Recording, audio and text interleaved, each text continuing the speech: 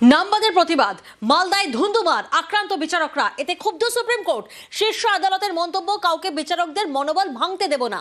রাজ্য প্রশাসন সম্পূর্ণভাবে ভেঙে পড়েছে। মুখ্য সচিব ডিজিরা তাদের দায়িত্ব পালনে কার্যত ব্যর্থ। দুজনকে শোকজ করেছে সুপ্রিম কোর্ট। নির্দেশ দিয়েছে সিবিআই অথবা এনআইএকে দিয়ে তদন্ত করানোর। এবং এই মুহূর্তে যে ব্রেকিং নিউজ এসেছে, এই ঘটনায় সিবিআই তদন্ত করবে।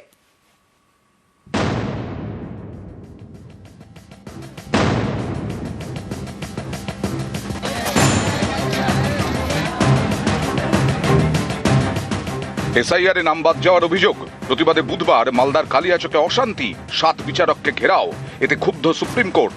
বৃহস্পতিবার সুপ্রিম কোর্টের প্রধান বিচারপতি বলেন, আমি রাজনীতিকরণ চাই না। বুধবার রাত 2টো পর্যন্ত রিপোর্ট নিয়েছি। মৌখিকভাবে কড়া মন্তব্য করতে হচ্ছে। আমাদের কাছে খবর আসে 7 জুডিশিয়াল অফিসারকে কালিয়াচকে ঘেরাও করে রাখা হয়েছে। এর মধ্যে 3 জন মহিলা। রাজ্যের সর্বোচ্চ প্রশাসনিক আধিকারিকের সঙ্গে যোগাযোগ করেন রেজিস্ট্রার, বলেন ব্যবস্থা নিতে, কিন্তু রাত 8:30 পর্যন্ত কোনো ব্যবস্থা গ্রহণ করা হয়নি। স্বরাষ্ট্র সচিব আশ্বাস দিলেও উল্লেখযোগ্য পদক্ষেপ করা হয়নি। জুডিশিয়াল অফিসারদের জলটুকুও দেওয়া হয়নি। কলকাতা হাইকোর্টের প্রধান বিচারপতি জানিয়েছেন, ঘটনাস্থলে পুলিশ সুপার বা জেলা শাসক যাননি। রাজ্যের ডিজিপি এবং স্বরাষ্ট্র সচিবকে ফোন করেন হাইকোর্টের প্রধান বিচারপতি। এরপরে তারা প্রধান বিচারপতির বাড়িতে যান। সেখানে বৈঠকের পর 7 জন বিচারককে উদ্ধার করা হয়েছে। উদ্ধার করার পরেও তাদের গাড়িতে ইট ছোড়া হয় এবং লাঠি দিয়ে হামলা হয়। এটি কোনো সাধারণ ঘটনা নয়। বিচার বিভাগের অফিসারদের মনোবল ভেঙে দিতে পরিকল্পিত এবং উদ্দেশ্য প্রণোদিত পদক্ষেপ, যাতে বিচার প্রক্রিয়া বন্ধ করে দেওয়া যায়। আমরা কাউকে নিজের হাতে আইন তুলে নিতে দেব না। এতে পশ্চিমবঙ্গ সরকারের গাফিলতিও রয়েছে। কলকাতা হাইকোর্টের প্রধান বিচারপতি প্রশাসনিক গাফিলতির কথা জানিয়েছেন। তখন মামলাকারীর আইনজীবী মেনকা গুরুস্বামী বলেন, নির্বাচন কমিশন একাধিক আধিকারিককে বদলি করেছে রাজ্যের বাইরে, আমাদের কিছু করার নেই। সলিসিটর জেনারেল তুষার মেহতা তখন বলেন, বদলি সবসময়ই হয়। কমিশনের আইনজীবী ডিএস নাইডু বলেন, আইএএস আইপিএসদের বদলি নিয়ে মামলা হয়েছে কলকাতা হাইকোর্টে, সেটা খারিজ হয়ে গেছে। বিচারপতি জয়মাল্য বাগচি বলেন, সেটা নিয়ে প্রশ্ন তুলছি না। যারা এখন দায়িত্বে রয়েছেন তাদের নজরদারি বাড়াতে হবে।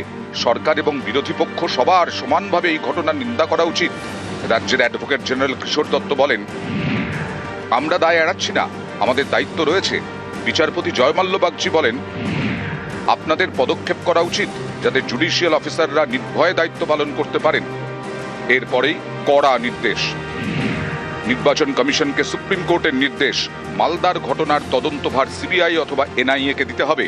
কেন্দ্রীয় সংস্থা তদন্ত করে সরাসরি সুপ্রিম কোর্টে রিপোর্ট জমা দেবে। মুখ্য সচিব, ডিজিপি এবং মালদার জেলা শাসক ও পুলিশ সুপারকে শোকজ করা হলো। প্রত্যেককেই আগামী সোমবারের শুনানিতে অনলাইনে উপস্থিত থাকতে হবে। বিচারকদের নিরাপত্তার জন্য কেন্দ্রীয় বাহিনী মোতায়েন করতে হবে। বিচারকদের বাড়িতেও কেন্দ্রীয় বাহিনী দিতে হবে। তাদের পরিবারের সুরক্ষা সুনিশ্চিত করতে হবে। বিচারকদের নিরাপত্তা সুনিশ্চিত করতে নির্বাচন কমিশন এবং রাজ্য সরকার যা যা পদক্ষেপ করার তা করবে। যে সমস্ত জায়গায় আপত্তি জানানোর কাজ অথবা শুনানি চলবে, সেখানে 3 জনের বেশি ঢুকতে পারবেন না, 5 জনের বেশি জমায়েত করা যাবে না। এই বিষয়টি নিশ্চিত করতে হবে রাজ্যের স্বরাষ্ট্র সচিব, ডিজিপি, জেলা শাসক এবং পুলিশ অফিসারদের।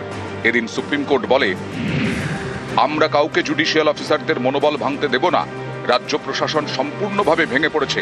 মুখ্য সচিব ডিজিরা তাদের দায়িত্ব পালনে কার্যত ব্যর্থ।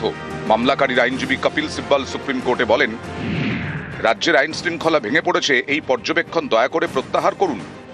প্রধান বিচারপতি সূর্যকান্ত তখন প্রশ্ন তোলেন, বুধবার যে ঘটনা ঘটেছে সেটাকে কি বলবেন? আইনজীবী কল্যাণ বন্দ্যোপাধ্যায় বলেন, অত্যন্ত খারাপ ঘটনা ঘটেছে। নির্বাচন কমিশনের হাতে 15ই মার্চ থেকে সব ক্ষমতা চলে গেছে। কমিশন তাদের নিজেদের লোককে বসিয়েছে, প্রতিদিন প্ররোচনা দিচ্ছে, তার কারণেই এই ঘটনা ঘটছে। কমিশনের আইনজীবী তখন বলেন, আপনারা প্ররোচনা দিচ্ছেন। পাল্টা কল্যাণ বন্দ্যোপাধ্যায় বলেন, মুখ্য নির্বাচন কমিশনার বিষয়টি ব্যক্তিগতভাবে নিয়েছেন, তাই বাংলায় সব আলাদা। নিউজ 18 বাংলা।